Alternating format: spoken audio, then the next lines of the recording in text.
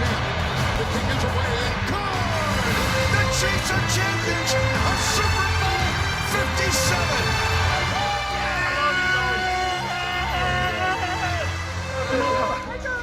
Man, the weekend life I had the year of my life. How about this, huh? Hey, never seen nothing like you. The Lombardi Trophy has a red and gold reflection. A big red reflection.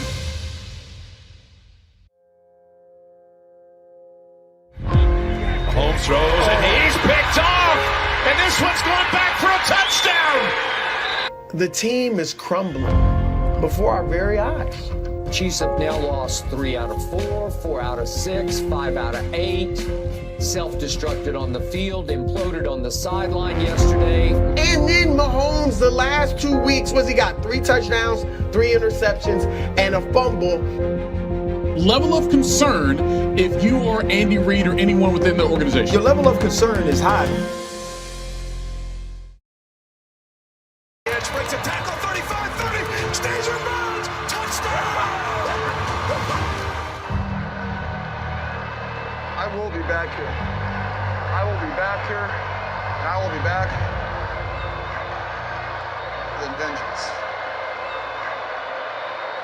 You will not get the best of me, no sir. I will not argue against the idea that Shanahan left the door open. He obviously left the door open. At some point, some coach should have walked up to Kyle Shanahan and said, hey, you remember what happened when you was coaching with Atlanta? Don't let that happen again. If you get the game in the fourth quarter, Kyle Shanahan's 0-38 when he's 7 point or more down and going in the fourth quarter. Whoa. What is that? 0-38. 0-38. 0-38. They get behind. Now it's a different game. And so now the 49ers are in position they aren't in all too often, trailing. How do they handle it? Brock, congrats, dude.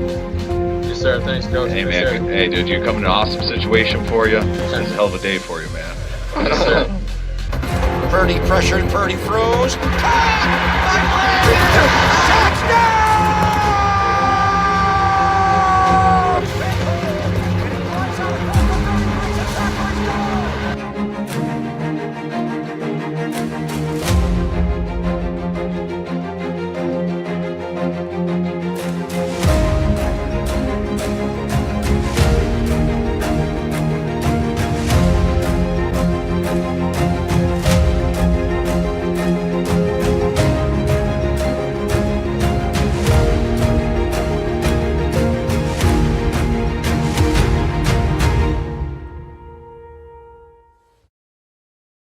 Yeah, I mean, I appreciate it because of the failures. I mean, the failure of losing the Super Bowl and losing the AFC Championship game, it gives you a greater appreciation to be standing here as a champion. Did you think you'd be this good? I think I've asked these.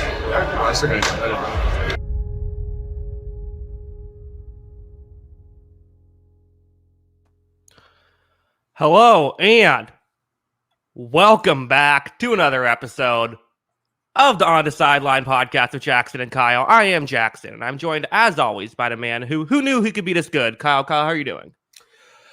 Doing fantastic. It is the Wednesday before the Super Bowl, so we are ready. We are excited.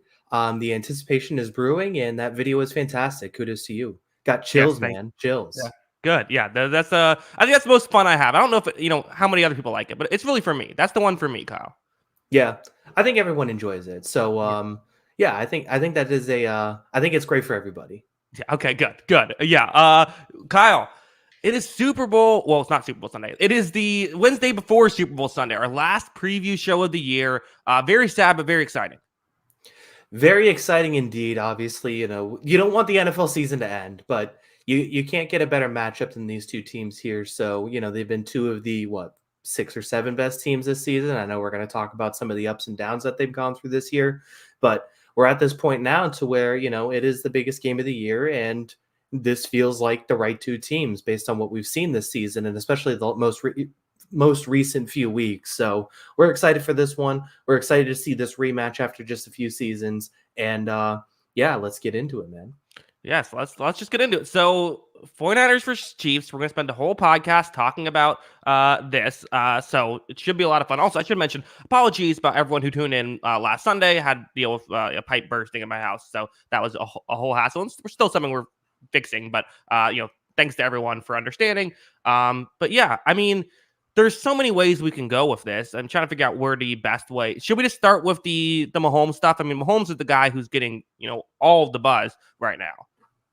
Yeah, and deservedly so. I mean, he's the best quarterback in the league. He's been the best quarterback in the league for probably a few years now. He's on the verge of potentially winning his third Super Bowl in his third and four tries, basically. So that would be a remarkable accomplishment and probably have him on the path to being, if not already, one of the best quarterbacks of all time, as we debated on our last show that we were here a week ago, right? Yeah, a week ago. So yeah, so I mean that is the that is what we're looking at. That is what we're staring down the barrel of, is this Mahomes factor of can he cement himself as one of the best in the world and maybe the best ever. And it's not an easy team he has to overcome here. There is this is a San Francisco team that from start to finish has been fantastic. And it's going to take another Herculean effort out of Mahomes to get this win. Yeah, not to jump too ahead and spoil everything we're about to talk about, but I kind of do feel like a lot of times it reminds me of last Super Bowl in a lot of ways, where it's like, I feel like if you look at just individual matchups, it feels like the 49ers have more wins, right? Like across the board, it feels like there's more things that favor them, but it's the Mahomes factor, which is why I picked Mahomes last year. And, you're in a tough spot here, Kyle, because again, all this work, everything you did all season in the Pick'em show is for this moment to pick who wins. So again, you'll see it at the end of the show, but that's kind of the struggle a little bit, right?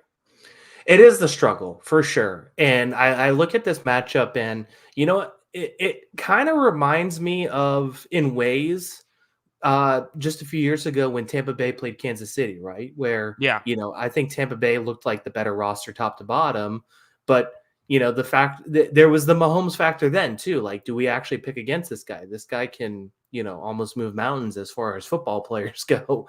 And, that was a real debate. Obviously the Super Bowl, that game was a blowout. I don't think if they played like a 7-game series, that game would always be a blowout. Tampa Bay was the better team though at that time of the year.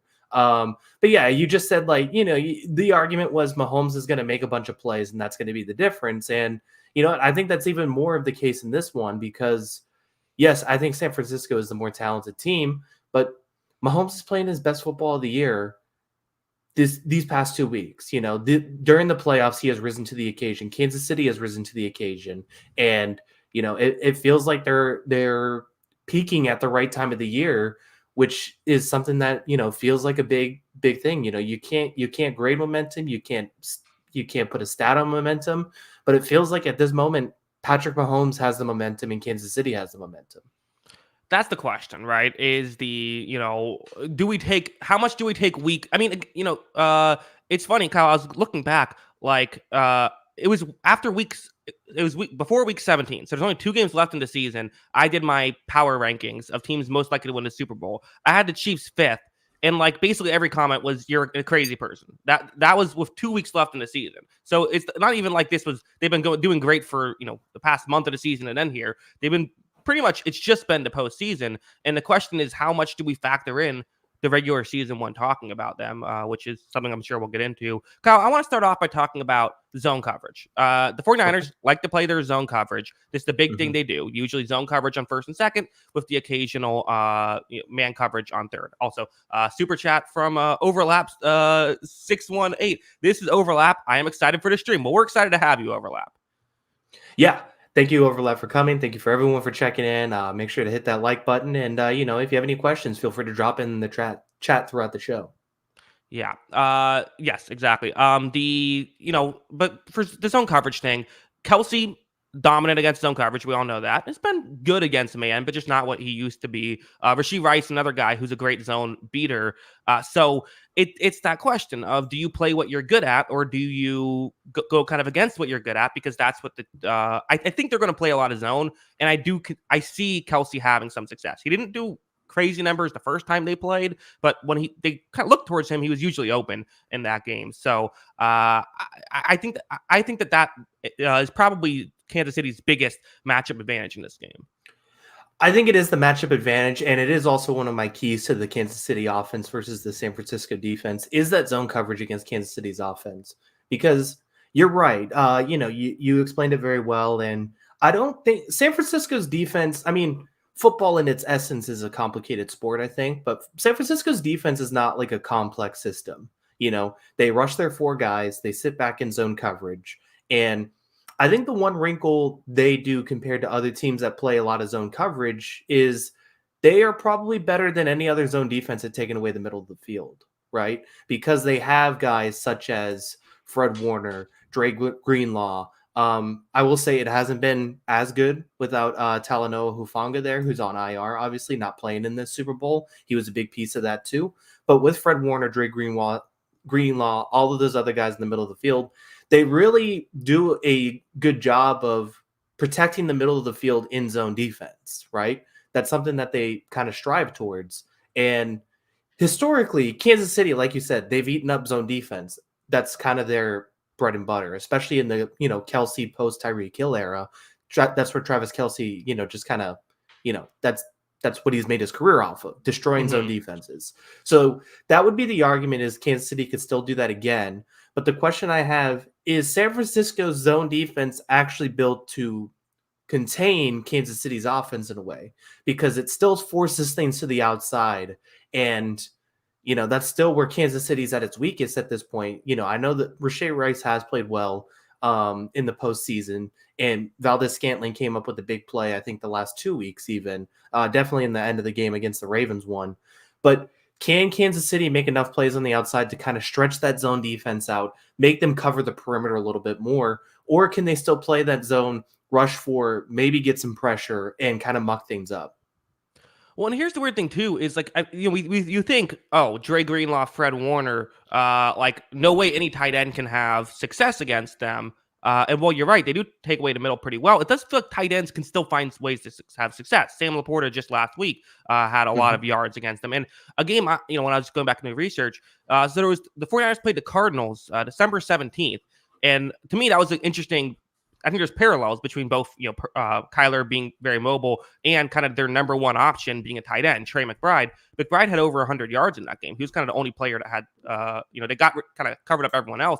But tight ends can have success against the 49ers defense as well, which is part of why, again, you assume they're not going to treat him like just any tight end. But it almost feels like the Chiefs need 100 yards out of Travis Kelce in this game, right? It feels like it. I was thinking about this too, like the Chiefs' path to victory in this game. Like, you just don't see a scenario where either Kelce, honestly, I would say Kelce and Rice are poor and they win, right? Like, I even think Rice, I think, even needs like an 8-9 catch day. I think both of those guys have to have success because, as much as Mahomes has been able to kind of minimize, basically the strategy Kansas City has run this postseason is we're making zero mistakes and Mahomes has played borderline perfect football. He's not turning the ball over. He's not taking high risk plays and it's worked. And then Kelce and Rice have also been good during that stretch too. So, they're minimizing mistakes in that way and it's worked in that regard. So I just don't think there's a scenario where they can put up the points needed to win against San Francisco if one of those two guys is poor. Like, I think both of those guys just have to be on their best day. Yeah. And obviously there's if Purdy throws 4 interceptions, well, then they can win even if, logically, rationally speaking, if, most other things go how we expect them to go and that doesn't happen, it feels very unlikely for it to happen. There's other Chiefs receivers that are interesting, right? Like, because I do think the 49ers will sprinkle some man coverage in there. And then you have guys like, like Justin Watson. Kyle, here's a weird stat. Justin Watson, in terms of yards per route ran, most yards per route ran against man coverage out of anyone on the Chiefs. More than Rashee Rice, more than Travis Kelce. Again, if you're playing a coverage that means that Justin Watson can beat you, you kind of have to play that coverage, right? So I feel like that's something that's interesting. You have, MVS you brought up has made some plays. But then it's like, Isaiah Pacheco and Noah Gray are the next guys. So it really is like, take away Kelsey and Rice, and you should do okay, but that's a lot easier said than done. Yeah. No, I agree with that. And, I think the aspect of that, those two guys specifically, Valdez-Scantling and Watson, like, they don't need big days, but I feel like they do need a big play. Like, they have to keep this defense honest in a way. And that's probably what's going to be the key is, like, if San Francisco does go man, or even in their zone defense sometimes. Like, I think those guys have to be able to stretch the field and, take some of the burden off those big three guys as far as Kelsey, Pacheco, and Rice go, right? They have to free up some space for those guys, keep this defense honest, and if there is a blown coverage, if there is a misassignment there, they have to take advantage when the ball is thrown downfield to them, and that's probably more directed at Valdez-Scantling, who has had some, just some of the funniest drops this year. I'll be honest, and so it just comes down to, can those guys capitalize on big plays? Can they keep this defense honest? And if they end up with like a 2-catch day, that might be okay. It's just how impactful those 1 or 2 catches are. Yeah. Joe with super chat, appreciate that. Joe, I think the best unit in this game is Kansas City's defense, and worst is their offense. Does this game come down to whether Kansas City's offense being able to score enough to keep up? Interesting. Do you think this game comes? Well, I guess I really don't know. I could see it going anyway. I don't feel comfortable saying one way or the other. Like, I could see this being a high-scoring game. I could see this being a low-scoring game. Yeah. I mean, honestly, I think if it's a high-scoring game, I think it's leaning San Francisco's way. Yeah, that's probably fair. I mean, that's the thing. Here's the thing. I think San Francisco could win a low-scoring game. I think Kansas City could win a high-scoring game. I would say if it is a low-scoring game, I'm thinking the game script is going in San Francisco's favor. If it's a low-scoring game, I'm thinking the game script goes in Kansas City's favor. And as we get into this further, I think one of the things that has been interesting this season, the San Francisco run defense, I think, is another factor of this too. We've talked about the pass defense and attacking the zone coverage. The run defense just flat out hasn't been good, and they've given up like 320 yards, I think, in the last 2 weeks to San Francisco or Green Bay and Detroit. And don't get me wrong, Green Bay and Detroit are better run offenses than Kansas City, no doubt about it, right? Yeah. But I think one of the things that have been interesting is that, they just haven't stopped the run well. And, are they going to be able to slow down this Kansas City run game? Because we've seen, Pacheco did not look good. And I think he was battling an injury last week too. He did not look very good against the Baltimore team. And one of the things that was a huge part of that game is like, Kansas City just got completely shut down in the second half. McDonald basically dialed up man defense and said, you can run the football. We're going to stop you up front. Right. And I just, I know they got away with it. They caused a few turnovers and it worked in Kansas City's favor in the end. I don't know if they're going to be able to get away with not being able to run the football at all and just be smothered in the second half like they did against Baltimore. I just don't know if that's going to work against Kansas or against San Francisco. I don't think they're going to be able to shut out San Francisco in the second half. So I think it's going to take, Kansas City kind of playing some ball control and play, I know they have the better quarterback and that's usually say where you stretch the field, but I think they got to, run the ball a little bit, occupy some of the time of possession, play a faster game, play less possessions. And that's kind of what they've done this postseason. And I think they have to do it again. I don't know, Kyle. I think I completely disagree. I think every time the Chiefs run the football is advantage 49ers. I mean, you think about the difference in the offensive line right now for the Chiefs, who now looks like they're missing Joe Thuney. I guess Andy Reid said there's a long shot he does play, but even if he's playing, that means he's probably not going to be great, you would assume. You're now looking at a line of, Nick Algeretti, Donovan Smith, and Jawan Taylor. Yes, Trey Smith's very good. Yes, Creed Humphrey's very good.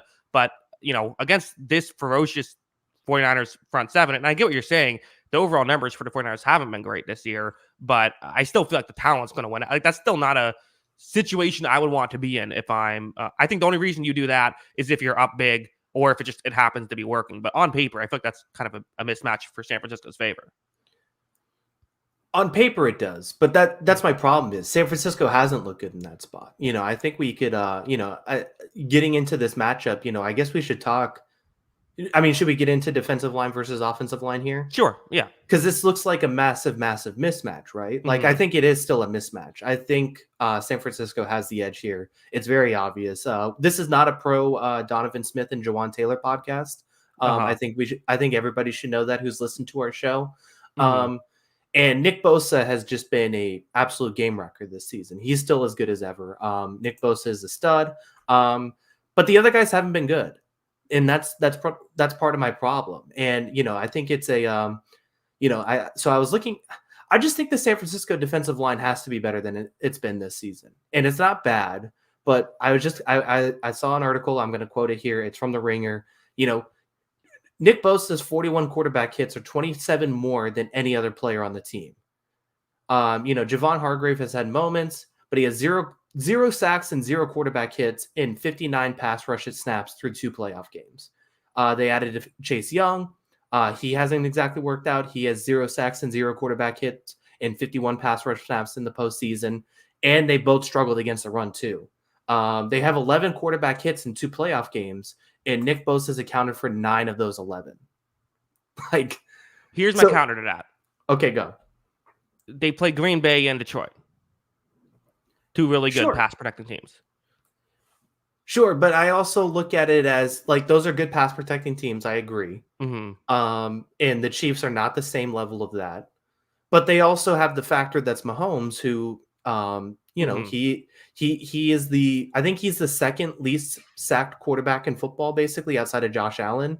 And I mean, he's just one of the best play extenders of all time, if not the best ever. And I think yes, it is bad. The tackle situation in Kansas City, but I also look at it as they still have to bring down Mahomes once they beat those guys. And I think that's something I am really worried about. The biggest thing I'm worried about in this game isn't the pass rush win rate and pressure. It's Jawan Taylor committing 10 penalties against Nick Bosa. And that's the biggest worry I have in this game. I just don't know if I've seen enough from San Francisco's defensive line this season to be really convinced, this is a dominant W. I know the personnel is better. I know on paper it's better, but they haven't shown to be better in all season. I don't know. I'm gonna argue. So I totally agree with that point. The idea that there's a difference between getting past the tackle and getting to Mahomes. That is absolutely true. I think that another important thing you have to mention is the Niners have been one of the lowest blitzing teams in football this season, and are still top 10 in overall sacks. I get a lot of it is Bosa, but I think that part of why they don't get the people sort of. It's a thing people say all the time is, the defensive line is so overrated. I feel like I hear that a lot. And maybe it's been a bit underwhelming this season. That's probably fair. But I still think it's a very good defensive line that might, if they blitzed as much as Pittsburgh did, they would obviously have more impressive numbers. Yeah. I mean, I would probably agree with that, but I also think that they should be winning more just with the personnel they have. I mean, it feels unfair to justify it that way. But this is also the most expensive defensive line in the league, right? You look at Javon Hargrave, Eric Armstead, they're paying those guys to be elite and be able to rush with 4. And I'm going to be curious to see how that plays out because, yes, they've played better offensive lines than they have the past few weeks, or they've played better offensive lines the past few weeks than they will in this game. But they have to show that they can be successful and consistently successful because there have been moments that they've been exposed in this postseason. And I think that's what matters. Yeah. I still feel I get it. I still feel on paper, and not even on paper, in practice, I'd be very surprised if our takeaway is, wow, look at those tackles. What a great job. That being said, Andrew Wiley just last year was criticized all year and had a great Super Bowl. So it's totally possible. I just think that going into it, I'm expecting good things. Again, talking about what teams' pathways to victory, it feels like the defensive line needs to make Mahomes' life difficult. It doesn't necessarily mean sacks, but just make his life difficult. Yeah. I mean, definitely make his life difficult, but I still expect this to be a shorter passing game for Kansas City. I don't think they're going to stretch the field a whole lot. I think they got to pick their spots very delicately. And I think it's going to be smart play from Mahomes. I think it's going to be running opportunistically. And I think it's going to be beating this team in play action because I think that's how you beat San Francisco more than anything, especially against this defense and trying to move that zone defense with the play action game. And so I think Kansas City certainly can win that way. But that probably leads itself to get back to the question that led to this debate, that probably leads itself to being a lower scoring, less possession game. And that's where, like I said, that's where Kansas City's been winning in this postseason, is relying on that defense to get stops and maximizing as much possessions as they can.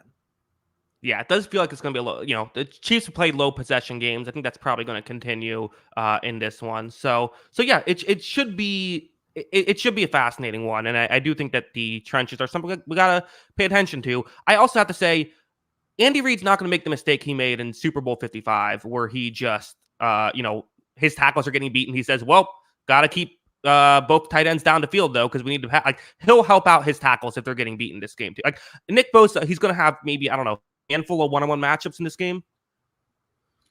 I would assume so. I imagine we're seeing a lot of Noah Gray and what's the other guy's name? Blake Bell. Bell, yeah. Throwing some chips in there. But that's another thing too, where you're trying to beat a zone coverage of that's dropping 7 basically all game, and if you're adding a tight end in there to block, or your running back to block and chip. You have less guys to attack a 7-man zone coverage. That's harder to win. So, it's a balancing act for Andy Reid. He's got to figure out, but there's not a lot of offensive minds I would pick over Andy Reid to win those battles. Is there a lot of offensive minds you'd pick over Matt Nagy, who is also a key figure here? Yeah, I would say there is. Maybe. Wasn't factoring him too much into the equation, but he is a part of the offensive coaching staff. So it's so funny. I was going back and doing research, just seeing what the vibes were a month ago from the Chiefs. It was I think it was 5 weeks ago. There was a comment like, "Should we fire the GM or Matt Nagy?" And a lot of people were saying both. And now look at them. Yeah. Now they're in the Super Bowl again. So probably getting Eric Bieniemy is available. They can probably bring him back. Yeah, there you go. But yeah, I don't know. So it is going to be fascinating to see how that works, because like I said, they got to figure out a way to attack the zone coverage, but they also can't get rushed like crazy like they did in that Tampa game, because that was the big story in that game, is that Todd Bowles stayed disciplined in that approach. And, it was a lot of Shaq Barrett winning on the outside. It was a lot of those guys kind of just, wreaking havoc on Mahomes. And, this is probably a worse tackle situation than they had in that game. Joe, another super chat. Appreciate that, Joe. We need Jackson versus Kyle score update going into Sunday. Also, I know it's obvious, but Daniel Jones is the best quarterback of all time. That is obvious, Joe. Kyle, currently you're up 10 points. So the Super Bowl, it's it's just get the Super Bowl right, you win. Get the Super Bowl wrong, I win. No pressure. Yeah, no pressure. Yes, but should be fast. And my last, I guess I have 2 more points on this.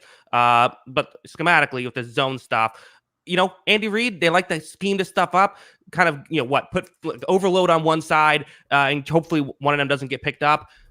Again, we talk about the linebackers. To me, where I think they're really going to be successful is on these zone busters, just not getting beat on those. The Niners don't blow coverages. They just don't. So, everyone does it to some degree, and maybe the Chiefs can make it work. But that's, to me, a very interesting matchup, because what if they do blow coverages in this game? How do they react to that, right? It's good on good there. I'm interested in seeing how that goes.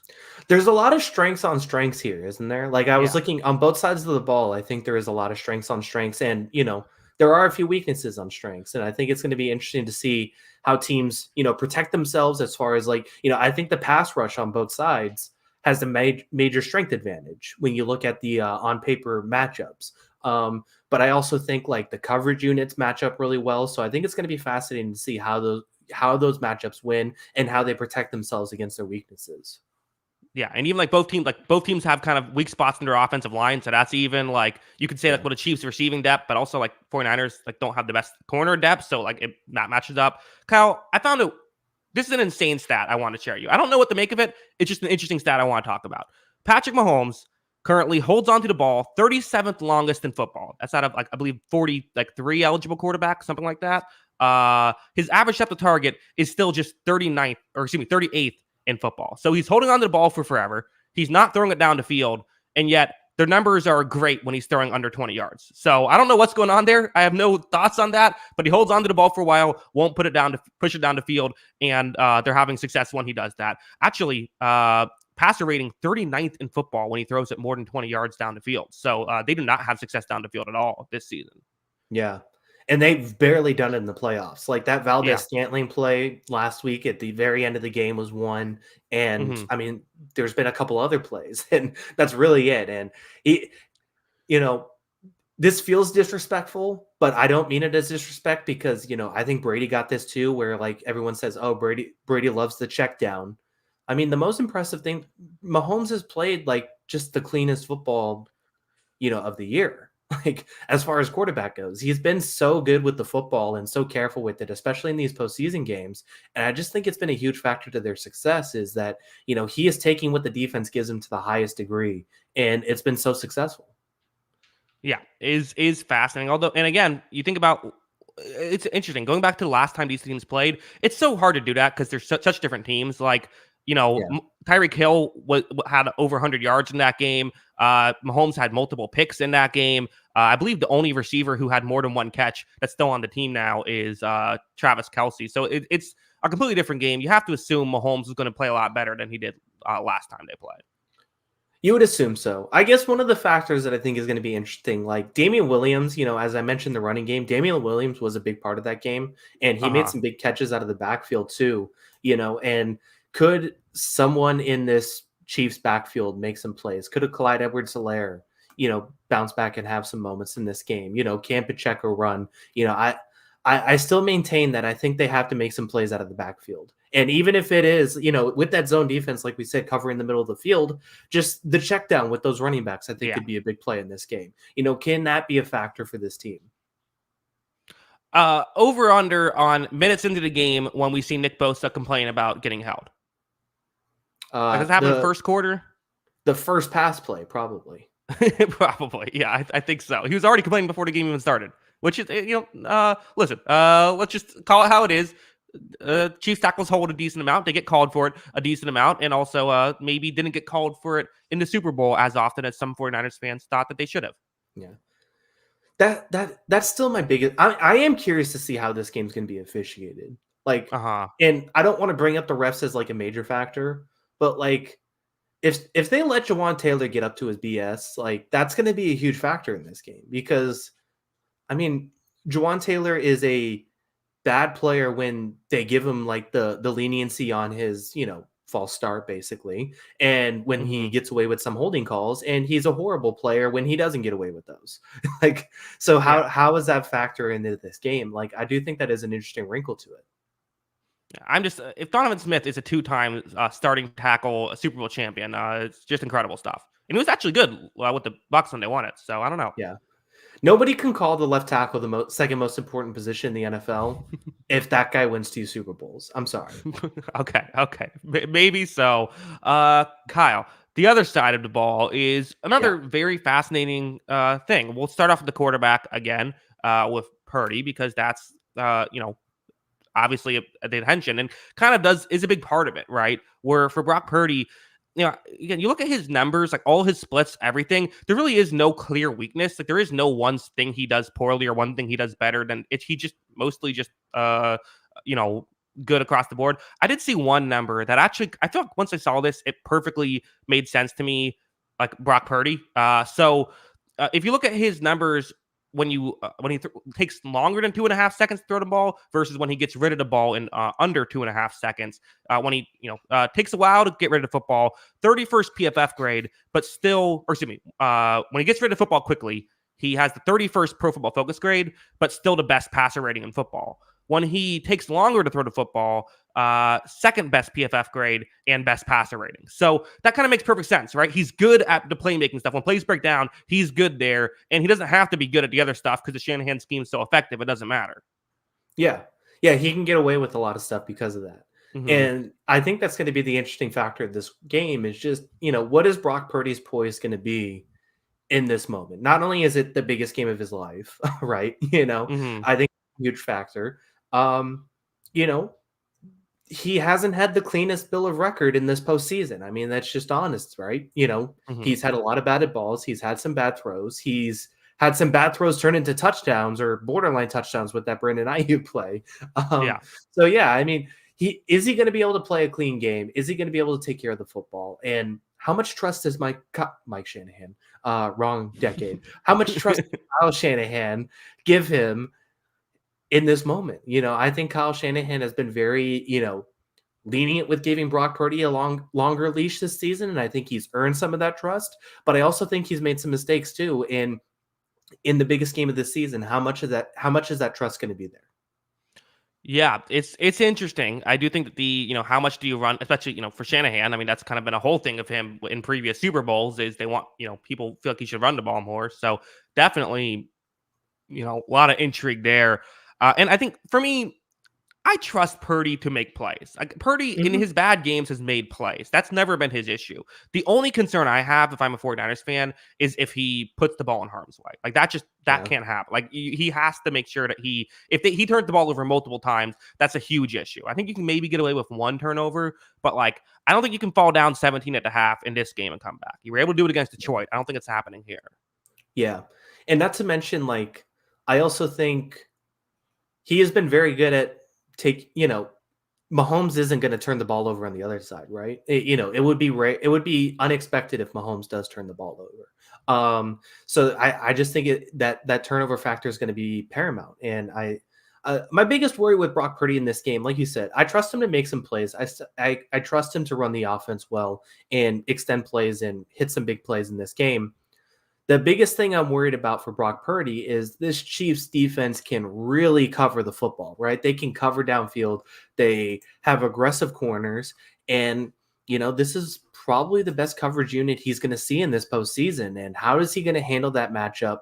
How is he going to handle these guys playing aggressive against his guys? I know he's got really good receivers and George Kittle and Christian McCaffrey. It's a really good group of offensive talent, but there are factors to this Kansas City defense that they're going to be able to cover and win some battles too. And, he's going to make some high risk plays, but is Kansas City going to be there to take advantage of them?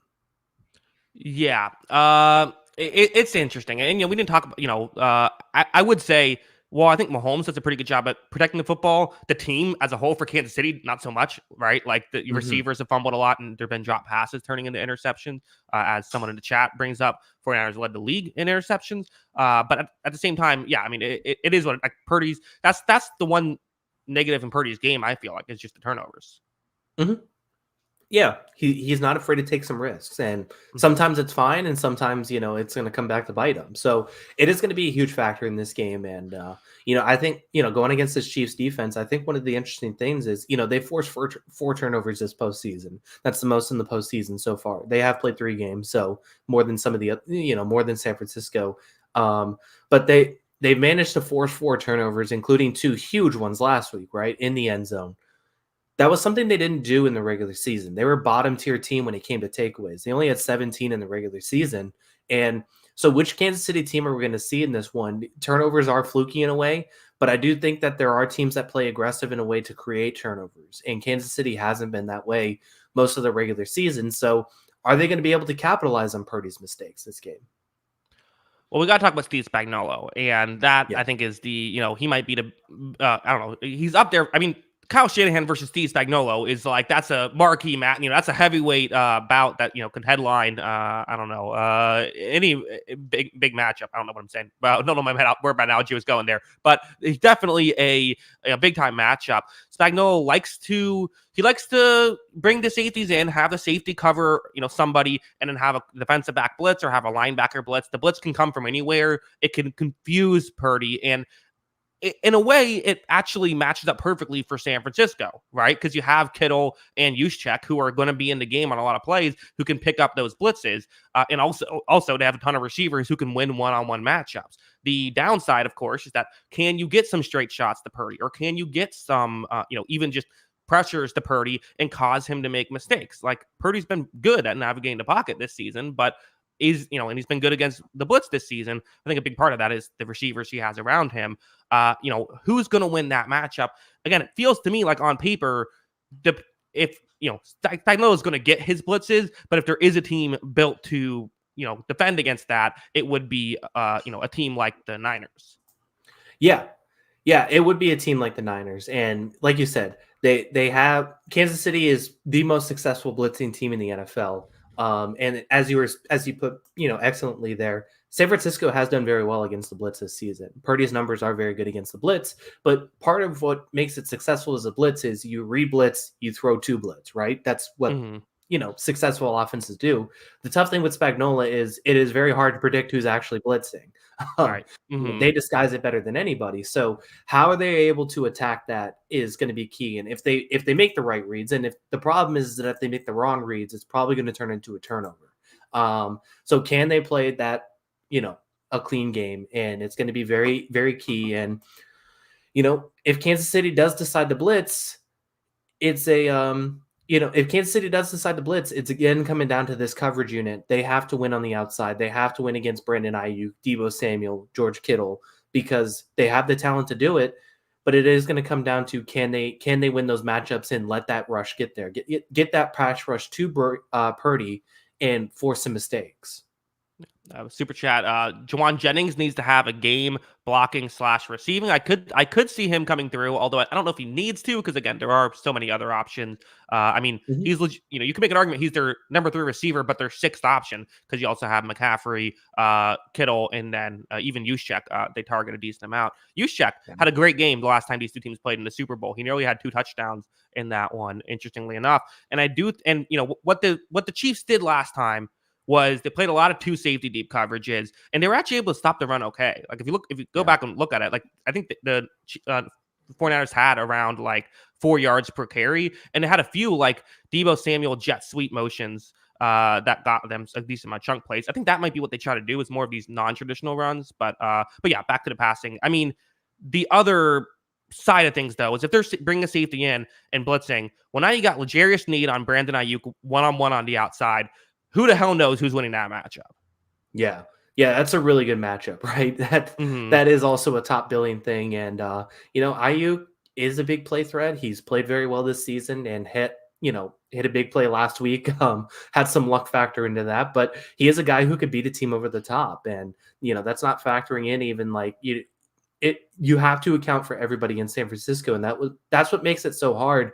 Is you have to basically win one-on-one battles. And there may not be a defense that's, better than Kansas City this season as far as winning one-on-one battles, especially on the outside, but you have to do it consistently against San Francisco to beat them, because they can anybody on their team can beat you, right? Anybody in their offense. You mentioned Jennings, you mentioned Juszczyk, you mentioned McCaffrey, you mentioned Kittle, you mentioned Deebo, all of those, you mentioned Ayuk, all of those guys can hit a big play. All of those guys can make something happen. And all of those guys are utilized by Kyle Shanahan in their offensive scheme, which makes it so hard to defend, even when you win on the outside, even when you win one-on-one battles, because somebody else could lose easily. And, to me, I think about Jalen Watson and Joshua Williams, the other 2 corners for Kansas City, to kind of, because listen, McDuffie's a great slot guy. L'Jarius Sneed's great outside guy. Some people would even say all pro kind of guy, Kyle. The Williams and Watson stuff is interesting. They've been very good this season. That's kind of what they do. The Chiefs do so well is they have 4 legitimate corners who can cover very well. But like if it's Jalen Watson on Deebo Samuel, well, that's not the usual matchup Watson's going up against. Usually he's going to go up against easier matchup. They haven't had to play a team like the 49ers, and the 49ers haven't had to play a coverage unit like the Chiefs, which is why I find this again, it's one of those, it's great on great. Yeah, it really is great on great. And even like, Shamari Connor came into one of these playoff games and played really well too. So, they're just loaded in the defensive back room. They've done really well in that spot. Drafted well too and developed well. So it is a fascinating matchup. It still looks like it leans San Francisco's favor just because of, the top name talent is better, the Deebo Samuels, Brandon Ayuk's, all that kind of stuff. But this Kansas City defensive unit should not be trifled with. And, this is a group that could really make some splash plays, I think, in this game. And then, as far as, we're continuing this coverage unit against the pass thing, I think another one where the pass rush has to play a big factor in this game. You mentioned Nick Bosa kind of wrecking the game for San Francisco's defense. And, they have another cast of characters that are very talented. Trent Williams is awesome. We've talked about this San Francisco offensive line. Trent Williams is a stud. Whoever they decide to put on the right side, right defensive end spot for Kansas City is probably not going to win a lot. He is there to just occupy Trent Williams. Mm-hmm. But Kansas City has a bunch of other guys that can be successful, right? Chris Jones on the interior is as good as it gets. They have George Karlaftis, who is a very good defensive end. And they bring the blitzes, and the blitz comes from, any one of these linebackers or defensive backs. Guys like Justin Reed can make big plays. Drew Tranquil, I thought, was a huge part of that defensive game plan against Baltimore. Nick Bolton, Willie Gay, who's healthy, we think. So yeah, having those guys in this factor, they're all athletic. They can all rush the passer from blitzes too. That feels like a bit of a matchup problem for San Francisco in the fact that the rest of this offensive line just hasn't been as good as far as, blocking in the pass game, in pass protection. And Kansas City is very good at getting sacks. They aren't the best pressure team all the time, but they get a bunch of sacks. So how much are they able to block these other guys for Kansas City? How much are they able to slow down Chris Jones in the middle of that field? I think he's going to be a huge factor to the pass game too. Yeah. No, it's very so, John Feliciano's also been good at the guard position, but I mean, it's such a weird situation with the Niners where all their offensive linemen run block very well, and it's just a Shanahan scheme, right? They, they're guys who can run block well. It is, that's just what they do. But the pass blocking, Colton McKivitz at tackle has not been great. Aaron Banks has not been great pass blocking. And then, center Jake Brendel also, not great in those aspects. You can kind of work with it in the interior, right? Where you have, you can have your center help out Aaron Banks that way, even if Chris Jones is on him, and make things work that way. But again, now with Spagnuolo, who loves the blitz, he can get guys straight. If he knows where the center is blocking, that helps things out a lot. So that's what kind of creates things, makes an issue that way. To me, I think the Niners' best plan of protecting themselves that way is with the running game, right? It's you run play actions. You don't make it clear. So that way, like Karlaftis is good, but if Karlaftis is on McKivitz, yes, that's a mismatch. But if he doesn't know if it's going to be a run or a pass, well, it takes him another half second to fully get into the move he wants to get into. And that could be all Purdy needs. And that's probably the biggest mismatch of this game. And it's going to be the most fascinating thing to see, because what worked for Kansas City in the AFC Championship game was they took a lead. Baltimore had to throw the ball more, and they did throw with success in that game. So I don't want to take it away from them too. They did throw the ball very well. But it got them out of their comfort zone. And the biggest thing is too, in the first half of that game, Kansas City did stop the run. They did very well in that spot. Their numbers historically this season have not been good against the run defensively, but they did well their last game, which was their best run offense they played all year. They had success against that one. The week before against Buffalo was maybe their worst run defensive performance all season. So can this Kansas City defensive front, which one is going to show up? The one that we've seen all year, and especially the one we've seen against Buffalo, or the one we saw against Baltimore, and have success in that regard? Because that is going to be a huge problem if it looks like the one against Buffalo. Because this San Francisco run offense, you said their offensive line blocks well against the run. I mean, there's not a better running back in the league, I think, right now than Christian McCaffrey. Especially like if San Francisco loads up in this game and they do if they go 21 personnel in this game and go Juszczyk, Kittle, blocking for McCaffrey, that's basically 7 offensive linemen essentially on the field against this Kansas City defensive line, which hasn't defended the run very well. So how does Kansas City have success in stopping that like they did last week in a different personnel and a completely different offense? Yeah, I don't know. I don't know what the Chiefs' strategy is there, because I agree with you. It feels like everything you just said makes me kind of feel like I wasn't giving this as much of attention as I should have, because you're right. It is a massive mismatch. And I do feel like the Chiefs have good linebackers, and that can sometimes matter in this. I guess that's it, right? You have to have the big day by the linebackers, and even the safeties coming in and making tackles, which, that's kind of how that scheme works. But you're right, where it's like, if the Chiefs all of a sudden say, we're dropping a safety and going to defend a run, now you need L'Jarius Sneed and whoever you put on the other side to just win on the outside all game. And that's tough to do. Yeah, that's a big ask, right? And it is fascinating because it's a game of, it's a game of chess between Spagnuolo and Shanahan, as you were saying. And it's going to be fascinating to see how that works. But it feels like Kansas City is going to have to give up so much to slow down McCaffrey and slow down this offensive line that they really are going to they're really going to be playing with fire, it feels like, in that passing game. And maybe it works for them. Maybe Purdy makes some mistakes, or maybe, Snead just plays as well as he has all season, and Watson plays well, and Williams plays well, Justin Reed at the back plays well. All of that works, and they're able to cover and stop the run, and that's how the Chiefs win the Super Bowl. But it feels like they're giving up so much to do it that it feels like they're playing with fire.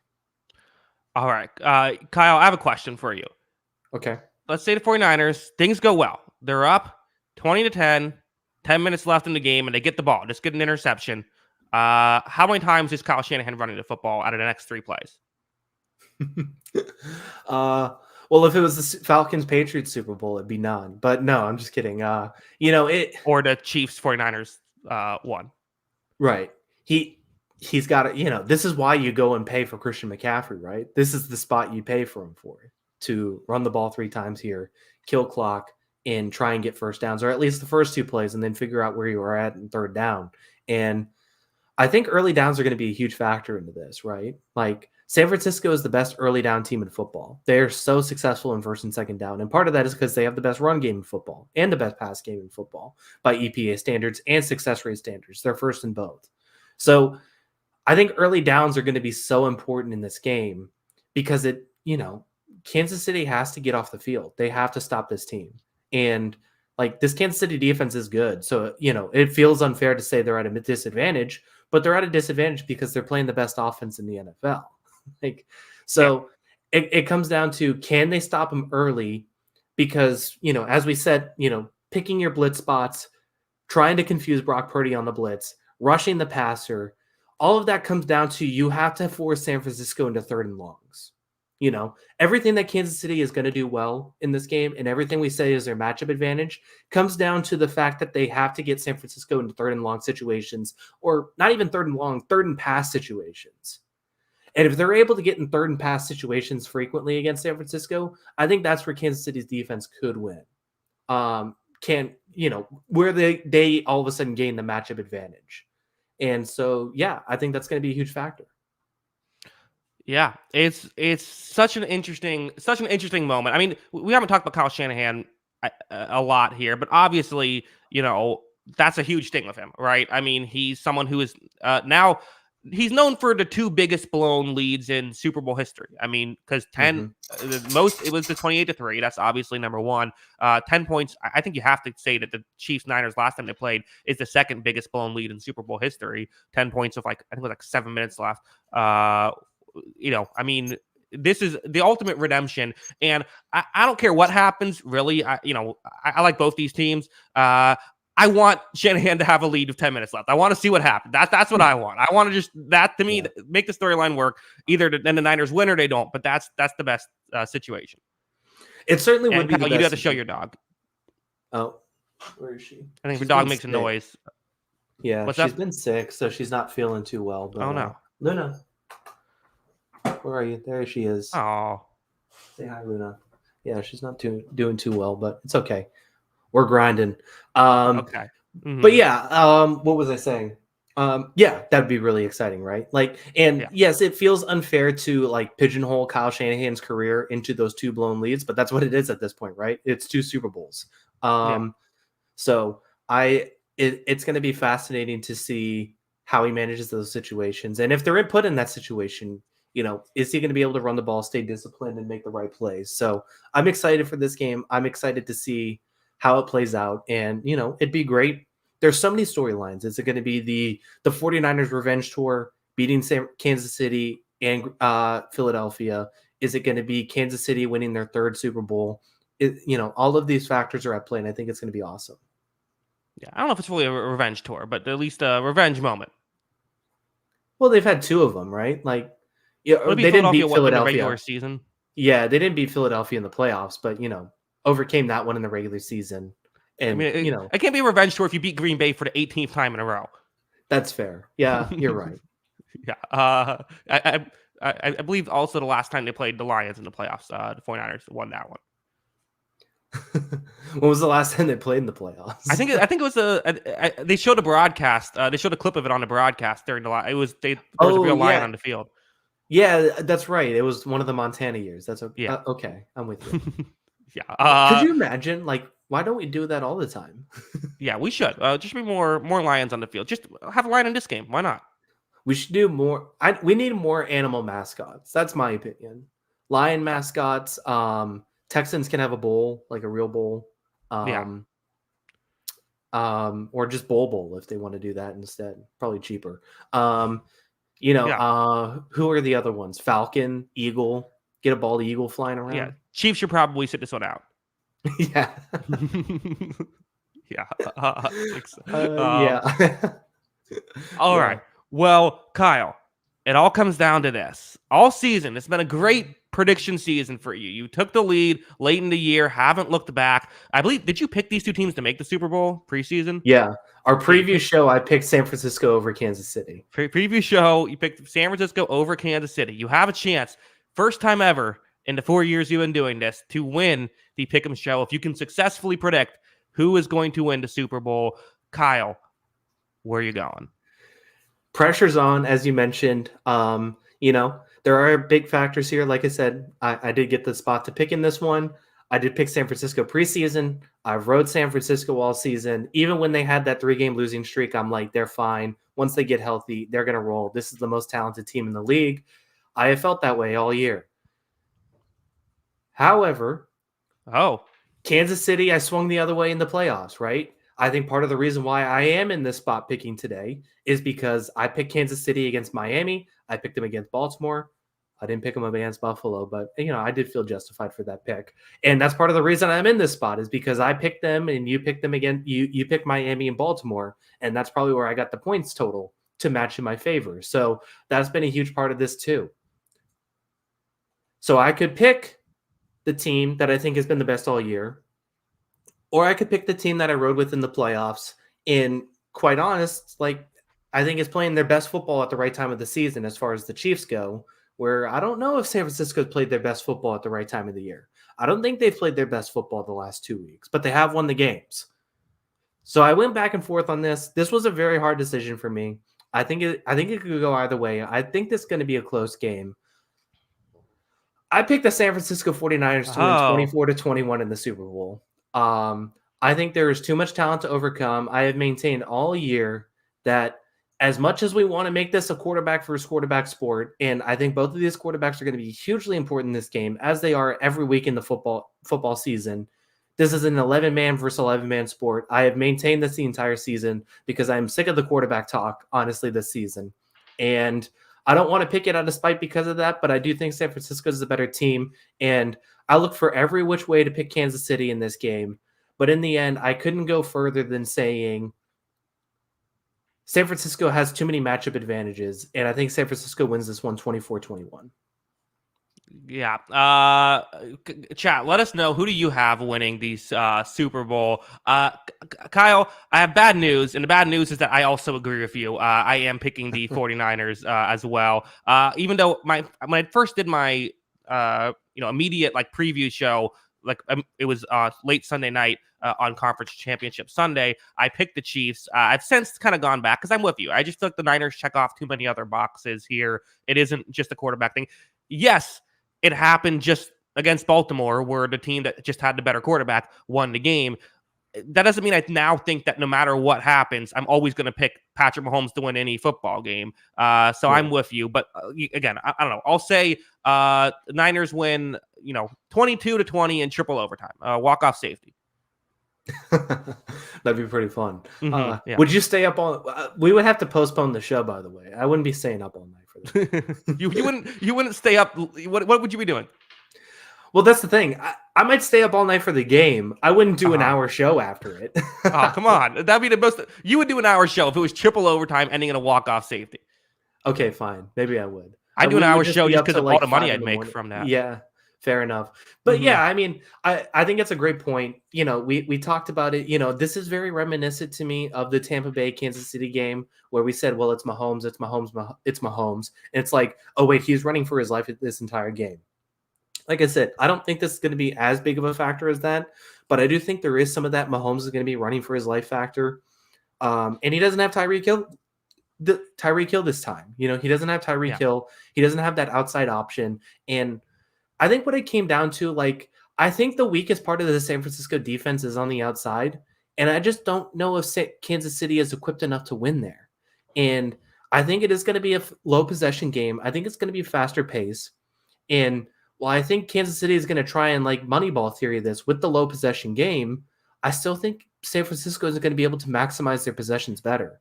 You know, you mentioned that Baltimore game. Yes, they won because Patrick Mahomes was better than Lamar Jackson that day. But I'm not betting on 2 goal line turnovers to win in their favor in the game. Like that could have just as easily swung in Baltimore's direction if Zay Flower tucks the ball in at the 1 yard line and they score from 1 yard out. If Lamar Jackson doesn't make that one big mistake. Like even if Zay Flowers just tucked the ball into the 1 yard line, they win that game. Like that they could win that game. So I just think there's too many factors to say the team play is going to win over the quarterback. Yeah. Yeah. A lot of interesting stuff, Kyle. Here's one thing. You know me, I have my weird opinions on why I predict certain things sometimes. Too many people are picking the Chiefs. There is a ton of Chiefs picks, isn't there? Like, in fact, I feel like I see nobody picking the 49ers to win except for us. Yeah. So I was looking because I wanted some like reference point, and I think ESPN had like their whole like I don't even know how they found this many people to pick, but I think it was like 64 predictions. That's it. Yes. How did they have 64 people on staff to predict a football game? Never mind. Anyway, is that like anyone like is like the is the lights guy are they predicting? I guess they like. I don't know. So I see like a Cowboys reporter on here, like an NFL fantasy analyst is on here. But anyway, 49-15 in favor of Kansas City out of 64. Yeah, like that's crazy. That's absurd. That is absolutely absurd. So yeah, it's going to be fascinating. And yeah, there are a lot of people on Kansas City's bandwagon, and it probably is because, as I said, I think Kansas City is playing their best football at the right time of the year, and I think San Francisco's looked a little more unconvincing in the playoffs than they did in the regular season. But I just think San Francisco is more talented, and I mean, you could argue to me that you know they have faced tougher competition. They have faced tough competition too in this playoffs, and still managed to come out on top, even not playing their best football. And I think they have a lot of matchup advantages. Yeah, I think because I remember when I did I picked against the Chiefs every single time, and I'm like, wow, that, and some people give me a hard time for that. But I went back and I looked at the video I brought up earlier, where I had them as the 5th highest odds to win the Super Bowl with a couple weeks left in the regular season. And I believe they played the 4 other teams that had higher than them. Yeah, I was gonna say, was it your 4-3-2-1 Miami, Buffalo, Baltimore, and San Francisco? I'm trying to think. I might have had Dallas. I'm trying to remember exactly now. I think I might have had Dallas ahead of them, but like it was they've at least played like you could have made. They've at least played like 4 teams now that would be in my top like 7 in that scenario. Yeah. It has been interesting. Like I said, I picked them against Miami. I picked them against Baltimore, and they justified that. I didn't pick them against Buffalo, and that came down to a missed field goal. So I think the thing is like Kansas City has played really well, I think, in the playoffs, and the defense has played really well. I think people are overrating, like, they could have just as easily lost the last 2 games. Yeah, sure. Like they deserve the wins. I think they played well. Mahomes, I think, I said the Buffalo game was the best game of Patrick Mahomes' career. That is on this podcast, me recording that saying. But, like, it wasn't a foregone, like, they didn't dominate those games. They didn't thoroughly outplay their opponents. Like it came to little mistakes that turned the difference. Like I said, 2 goal line turnovers for Baltimore, that was the difference. A missed field goal and a couple mistakes for Buffalo was the difference. And you could say, well, Mahomes hasn't made those mistakes. That's the difference. But it's not like that it's an overwhelming edge to say, well, Mahomes doesn't make those mistakes, because we saw it's been a 3-point edge in the last 2 weeks, basically. Yeah, and as a fair point, so could have the 49ers, absolutely. But we're talking about the Chiefs right now. But I do agree. I think that these are 2 human teams. I don't think that it's I think the headline I saw, I think it might have been ESPN or something, which was if the Chiefs win this, is Patrick Mahomes immortal? That's a fun one. Kyle, is Patrick Mahomes immortal if the Chiefs win this game? Yeah, I guess he has to be at this point, right? I guess so. Yeah. I mean, it's funny. If these teams played each other week like 16, would the Niners have been like favorites? 7-point favorites? Yeah, probably. Yeah. But at the same time, it's like, I mean, that's the question. And I don't know.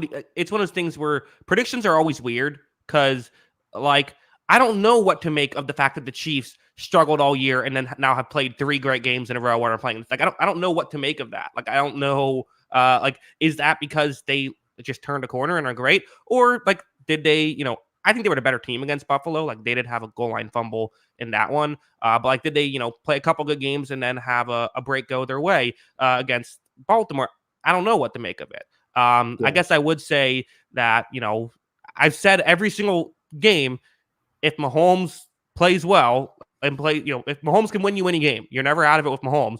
And I think Mahomes has won them some games. So, like, again, it's one of those things where it's like the prediction is wrong, but, like, yeah, if Mahomes plays like he does against Buffalo, they're going to win. Yeah. And I think if they play like they do offensively like they did against Baltimore, I think they're going to lose. That's the thing.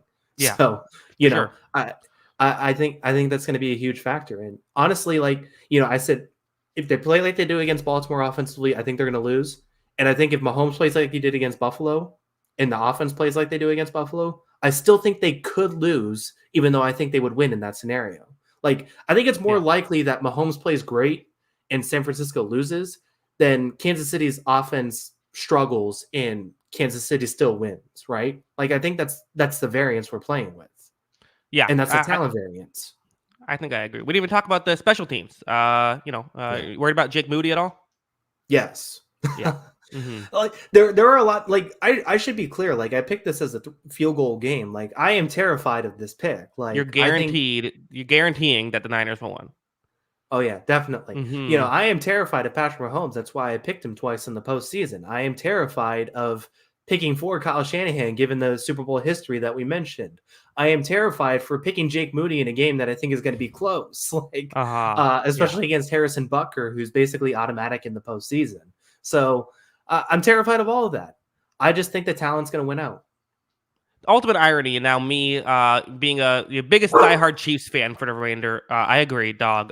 Yes, biggest Chiefs fan in the world is me now. Come on, let's go Chiefs to win this game, because then I want to win the picks show, which would just be hilarious if I go 0 for 4 on the Chiefs on a year and that gets me the win. And it would be also just heartbreaking, Kyle, if the one year that you get to pick it, we both pick the same way, you pick it wrong, and then because of that, I win the pick show. Yeah. Well, that happened to us a few years ago. Basically, was I picked against Tampa Bay basically every round, and they won the Super Bowl, and you picked them, and that's right. That's where you won it, right? And it feels very similar. So we'll see. Yeah. I don't know. It's been amazing what the Chiefs have been able to do. Got to do it one more time though. It's been amazing what the 49ers have been able to do. Kyle, if the 49ers win, is Brock Purdy in the GOAT conversation? No, he is not. We don't have to go there. Okay. No, not quite. Okay. Got it. Understood. Interesting stuff. So Jackson won by being a Bucs fan. I feel like I had good analysis in down the stretch there. It wasn't just that, but also yes. I mean, you were justified by it. They won all those games, so yeah, right. Yeah, I was proven right. I also was the Saints, who they lost to twice. Yeah, mm-hmm. I was also up like 25 at that point. That was my best seat. That was a banner year for me. Yeah, it was good. Okay. Broken clock predictions by Jackson. Yeah, I think that's fit. Hey, I'm gonna get 50% right, probably. Aren't you like a 3-time champion in this show? So yeah, I've never incorrectly predicted a Super Bowl, but still, people will still, I'm 4-0. Can it be 5-0? We'll see. I think I got to steer into when people because people are just going to, if you're right about 9 out of 10 things, people are going to talk about the one. I think I just got to steer into I'm a bad predictor, even though I don't actually believe that. I think that's more fun. Yeah, exactly. You just got to accept the bullying from the online crowd, basically. I think so. That's part of the fun. Like, that's why some people are watching. It's because you want to not just watch to hear what we have to say, but also if we're wrong, then you can, and you were right about something, then you can come in and chat and say, hey, you idiot. Yeah. Shockingly, nobody is 100% accurate at anything, right? I think I've been 100% accurate. Yeah. Can't think of any. You said you're bad at predicting QBs at the draft.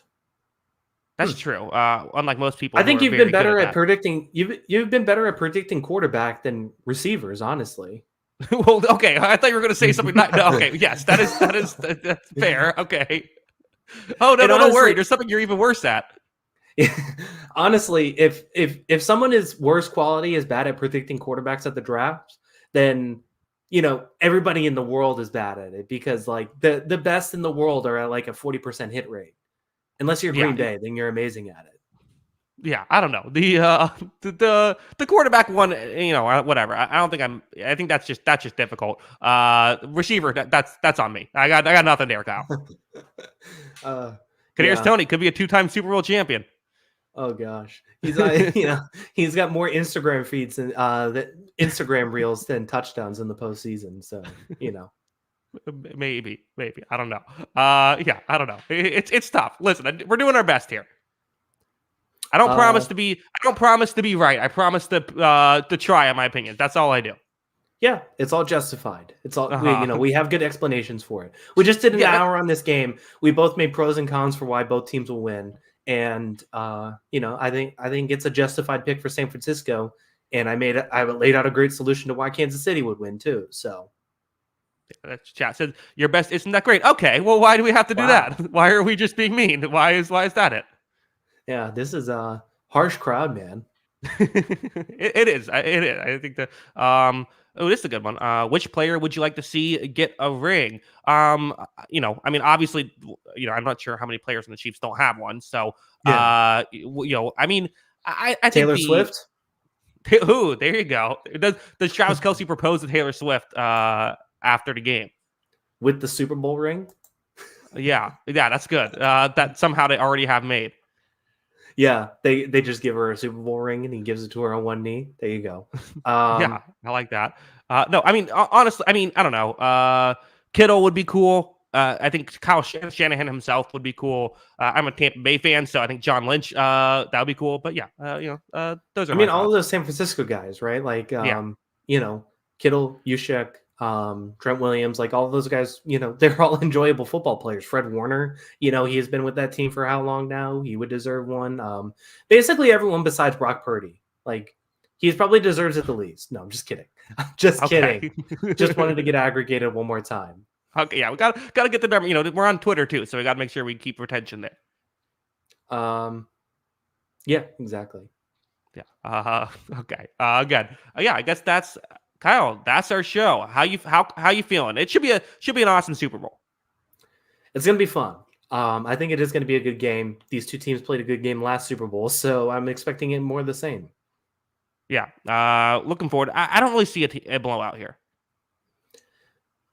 Well, no. Like the Chiefs have basically never been blown out in the Patrick Mahomes era, right? Like I think I saw the time they were. Well, yeah, exactly. Yeah. I think it was like what 5. I want to say I saw a stat on it like 5 of Patrick Mahomes' losses in his career have been by like more than 8 points.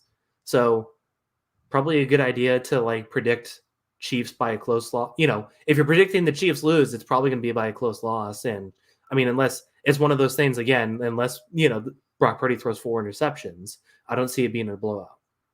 I was just looking at it. Yeah, I think the biggest loss this year, I believe, was against Denver when they lost 24-9. So, but I believe that's the only time they lost by 1 score. They had a couple where they lost, like they lost by 8 to Green Bay, lost by 6 to the Raiders, but the Raiders led for most of that game. But yeah, you're right. Absolutely, Chiefs do not get blown out very often.